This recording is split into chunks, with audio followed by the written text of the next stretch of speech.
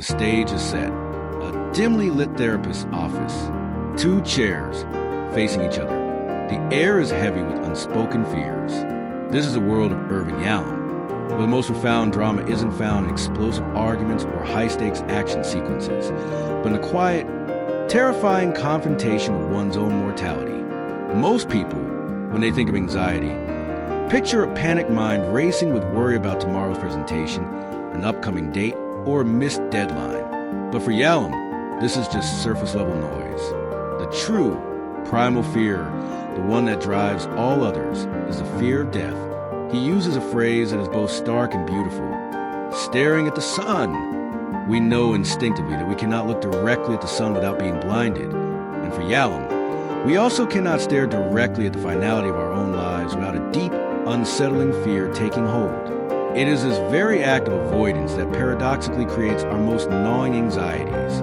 We build our lives as a series of defenses against this ultimate truth. We become obsessed with achievement, with accumulating wealth, with chasing fame, or with building monuments to ourselves, all in a desperate attempt to create a sense of permanence in an impermanent world. We tell ourselves stories that we are essential, that our work will live on, that we will one day be ready to face death, as if it were a test we could study for. But the clock is always ticking. In his groundbreaking work, Staring at the Sun, Overcoming the Terror of Death, Yalom doesn't just lay out a theory. He provides a roadmap for a new kind of living. He shares a core belief, which would be a line from a powerful script. Although the physicality of death destroys us, the idea of death saves us. This isn't a dark, pessimistic view. It's a call to action. It's the moment in a screenplay when the protagonist realizes their great weakness is also their greatest strength. The awareness that our time is limited is not a curse. It is a gift. It forces us to ask the most important questions. Am I living authentically? Am I pursuing what truly matters to me? Or am I just going through the motions? Consider the character of a patient in one of his books. Perhaps a successful businessman who, on the surface, has everything but is crippled by an unspecified dread. He comes to therapy to deal with his stress. But through Yalom's unique existential lens, he discovers that his anxiety isn't about his company's stock price. It's about a deeply buried, unaddressed fear of his own finitude. He spent his entire life building a fortress of success to keep death out, only to find himself trapped and miserable inside it. The Yalom approach isn't to give him coping strategies for stress. It's to lead him to the edge of the abyss and ask him to look in. Only then, by truly confronting the void, can he find the courage to live the rest of his life with purpose and intention. The anxiety isn't cured, it's transformed. It becomes a compass pointing toward a more meaningful existence. This confrontation is a dramatic climax, a quiet, internal battle that leads to a profound shift in perspective and ultimately to a life no longer haunted by shadows. The scene opens on a sprawling modern city. Glass and steel towers pierce a pristine blue sky. A young woman, Sarah, sits at a sleek, minimalist desk, her face illuminated by the glow of a laptop screen. She has a dozen browser tabs open, each one a different opportunity. A job offer in London, a volunteer program in Africa, an online course in coding, a yoga retreat in Bali.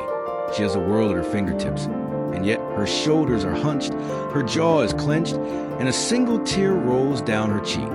This is a freedom trap, a concept that, in the world of Irvin Yalom, is as real and as suffocating as any physical prison. Yalom's existential philosophy posits that freedom is one of the forgivens of human existence. We are, he argues, condemned to be free. This is not a celebration, but a profound and often terrifying burden. We are not born with a pre-written script for our lives. There is no divine blueprint or predetermined path. We are the authors of our own destiny, and with that comes a full weight of responsibility. In our modern world, this burden has been amplified to a deafening roar. The sheer number of choices, from what to eat for dinner to what career path to take, can lead not to liberation, but to a paralyzing anxiety. We fear making the wrong choice, because in a world of infinite possibilities, every choice we make is also a choice we don't make. We are haunted by the road not taken, and this constant, nagging sense of loss can cripple us. In his books, Yalom often explores this theme through the lens of his patients. He might describe a character who has a seemingly perfect life, a good job, a a loving family, financial security, but is consumed by a vague, persistent anxiety. The patient might complain of feeling stuck or unfulfilled, but the real issue, as Yal would uncover, is not a lack of options, but fear of committing to one. They are so afraid of closing the door on other possibilities that they remain frozen in a state of indecision. Living a life that feels half-lived, this is the essence of the freedom trap. The very thing we believe will make us happy, unlimited choice, is what holds us captive. A powerful line from Yalom's work, which could serve as a key piece of dialogue, is, the choice is not between a life with meaning and a life without it, but between a life that is a product of our own choices and a life that is a product of chance. This is the core of the Yalom cure for this particular anxiety. He doesn't tell his patients to reduce their choices. Instead, he helps them understand that true freedom is not about having all the doors open. It's about having the courage to walk through one and close the other behind you. The goal is to move from a state of passive indecision to one active, conscious choice. The anxiety lessens not when the choices disappear, but when the individual takes full ownership of their decisions. For Sarah, the young woman at the desk, the solution isn't to close her browser tabs. It's to realize that her anxiety is a signal, a call to action. It's telling her that she needs to stop being a passive observer of her own life and start being its creator. The journey from anxiety to happiness, in this context, is a journey from the paralysis of potential to the power of commitment. It is the moment she decides to click on one tab, to commit to one path, and pour all of her energy into making that choice a meaningful one. The anxiety doesn't vanish, but it is transformed from a crippling fear into the nervous energy of a life being lived on its own terms. The camera pans across a vast, bustling metropolis at night. Thousands of lit windows tell 1,000 different stories. In one of them, a man stares into Glowa's phone, scrolling through social media feeds filled with smiling faces and triumphant posts.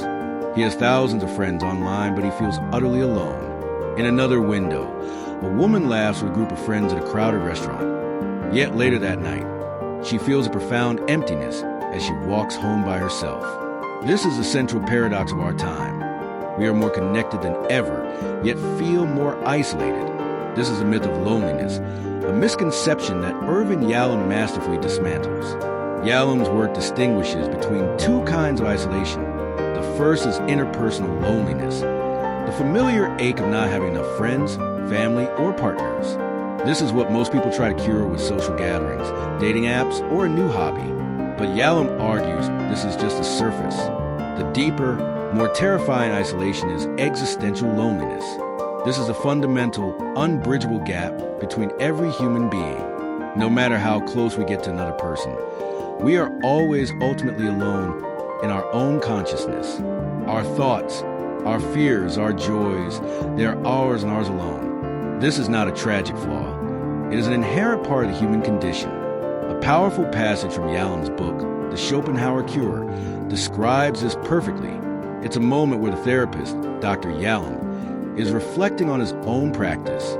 He realizes that the goal of therapy is not to eliminate this existential isolation, but to help a person feel less alone in their loneliness. He writes, "A great deal of therapy consists of one person helping another to bear a loneliness that cannot be cured." This statement is the key to understanding his approach. The happiness we seek is not in the absence of loneliness, but in the courage to face it and then reach out to others from a place of authenticity, not desperation. The man scrolling on his phone isn't looking for a real connection. He's looking for a distraction from his own inner solitude. The woman at the restaurant might be sharing a laugh, but if she isn't vulnerable enough to show her real self, the connection will always be shallow. The journey from anxious isolation to meaningful connection is an emotional one. It requires a character to acknowledge their existential loneliness, to stop trying to fill the void with distractions, and to start building bridges to others based on a shared humanity. It's the moment when the character decides to have a difficult but honest conversation with a friend, to admit a fear or a feeling of vulnerability. It is in this act of revealing their authentic self, warts and all, that the real connection begins. The anxiety doesn't disappear entirely, but it is transformed. It becomes a push that drives them to seek out relationships that are built not on superficial smiles, but on genuine empathy and shared experience. The scene shifts. A solitary figure, perhaps an artist in a barren studio, stares at a blank canvas. This isn't a story about a lack of talent. It's a story about a lack of purpose. Many people feel this way, not just artists. They have the time, the tools, and the freedom, but they are paralyzed by the question, what's the point? The existential terror of a meaningless life is a powerful driver of anxiety, a silent scream that haunts the quiet moments. This is the fourth of Yalom's givens, the search for meaning. Unlike many philosophies that suggest meaning is something to be found, Yalom insists it is something we create. This is a profound and liberating shift in perspective. Meaning is not a hidden treasure, buried and waiting for us to dig it up. It is a masterpiece we paint with the brushstrokes of our choices, our actions, and our relationships. The anxiety of a meaningless life doesn't come from a failure to discover something. It comes from a failure to act. We become so consumed with the search that we forget to build. In his books, Yalom often features characters who are living lives of quiet desperation, even if they appear successful on the outside. A patient might come to him, feeling a deep sense of emptiness despite their professional achievements. Through their sessions, Yalom helps them see that the anxiety isn't a symptom of their work or their relationships, but a signal that they have outsourced their purpose. They've been living according to someone else's script, their parents, societies, or an idealized version of themselves. They've been chasing external validation, hoping that promotion or a new car will fill the void, only to find it still there. A crucial line from Yalom's work, which could be a pivotal moment in script, is his reflection on how to address the void. He suggests that meaning can be found in 4 key areas: altruism, creativity, love, and self-transcendence. These aren't abstract concepts. They are concrete actions. Altruism is the act of giving yourself to a cause larger than your own. Creativity is building something new, whether it's a painting or a garden. Love is not just a feeling, but a decision to care deeply for another person. And self-transcendence is the moment you move beyond your ego, even for a moment, to connect with something vast and timeless. The artist in the studio finds purpose not by discovering the perfect subject, but by simply starting to paint, by putting one line on the canvas. The businessman finds meaning not in his profits, but in a choice to mentor a young colleague, to help them succeed. The journey from anxiety to purpose is a shift from passive observation to active creation. It is the moment the character realizes their life is not a story being told to them, but a story they are actively writing. The anxiety, that fear of a blank page, becomes a creative energy that drives them to fill it with a masterpiece of their own making. The lights come up on a hospital room. The patient, a man named Arthur, has just received a life-changing diagnosis. His first reaction is not fear of the illness, but a wave of indignation. Why me? I was careful. I did everything right. This is the universal response to suffering. We look for a reason, a source, a scapegoat. We become trapped in the past, consumed by the injustice of it all. This is a stage where anxiety becomes a debilitating force, a constant replay of a traumatic event. But for Irvin Yalom, this is not the end of the story. It's the beginning of a transformation. Yalom's approach is not about providing a quick fix or a neat answer to the question of suffering. He knows that why me is a futile question. Instead, he focuses on what he calls the Yalom cure, which is about shifting the entire frame of reference from the past and future, from passive victimhood to active agency. The cure lies in the transition from why me to what now. This is the moment in a screenplay where the character stops asking for a reason and starts asking for a mission. It is a fundamental choice to reclaim power in a seemingly powerless situation. In his books, Yalom often guides his characters through this painful but necessary transition. He might describe a patient who is haunted by a childhood trauma. For years, they have been consumed by the question of, why did this happen to me? This constant questioning has made them bitter, anxious, and unable to form healthy relationships. Yalom's therapy is not about finding a perfect explanation for the trauma, which often doesn't exist. It's about helping the patient realize that while they couldn't control what happened to them, they can absolutely control how they respond to it. The anxiety that once rooted them in the past becomes the very energy that propels them forward. A key piece of wisdom from Yalom's writing that captures this beautifully is his focus on the here and now. He often brings his patient's attention back to the present moment, asking, What is it like for you to be here with me right now? This is a powerful, grounding question. It forces a person to stop reliving the past and start living in the present.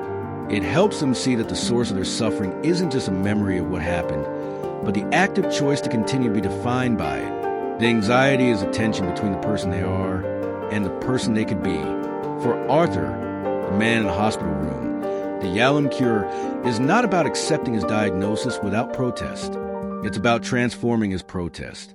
He stops asking, "Why me?" and starts asking, "What can I do now with the time I have left?" This shift in focus is what gives him the courage to reconnect with his family, to pursue a long-lost hobby, and find profound sense of purpose. The anxiety doesn't vanish, but becomes a fuel for a life of intentional action rather than a life of constant regret. The final scene. An old man, sitting on a park bench, looks out over a tranquil lake. He is not a new character. He is our protagonist, older now, reflecting on his journey. He has faced his fears, embraced his freedom, found a sense of connection, and created a life of purpose. But a shadow still lingers, a memory, a regret, a piece of what Irvin Yalom calls unfinished business. This isn't just about an old man. It's about all of us living with the burden of past choices and unexpressed emotions. Yalom's existential therapy teaches that our anxiety isn't always about the future. It's often a tangled web of the past, filled with things we wish we had said, actions we regret taking, or opportunities we let slip away. This unfinished business can become a heavy backpack we carry through life, draining our energy and filling us with low-grade, persistent anxiety. It's the moment when a character is plagued by the memory of a harsh word they said to a loved one who has since passed, with a feeling of guilt for not having been there for a friend in need. This is the last great obstacle to true peace. In his book, Love's Executioner and Other Tales of Psychotherapy, Yalom shares a number of stories that beautifully illustrate this point. He might describe a patient who is haunted by a single, unexpressed emotion, a resentment towards a parent, a suppressed love for a friend, a regret over a career choice. Yalom's therapeutic approach is not to simply forget these memories, but to help the patient confront them, articulate them, and find a way to make peace. He believes that by sharing these stories with another person, a therapist, a trusted friend, or even in a letter never sent, we can finally release the emotional grip they have on us. A core message from his work that can drive this final scene is the idea that while we can't change the past, we can change our relationship to it. The old man on the bench doesn't have to wish he had made different choices. Instead, he can look at his life not as a series of errors, but as a complete story with all its beautiful imperfections.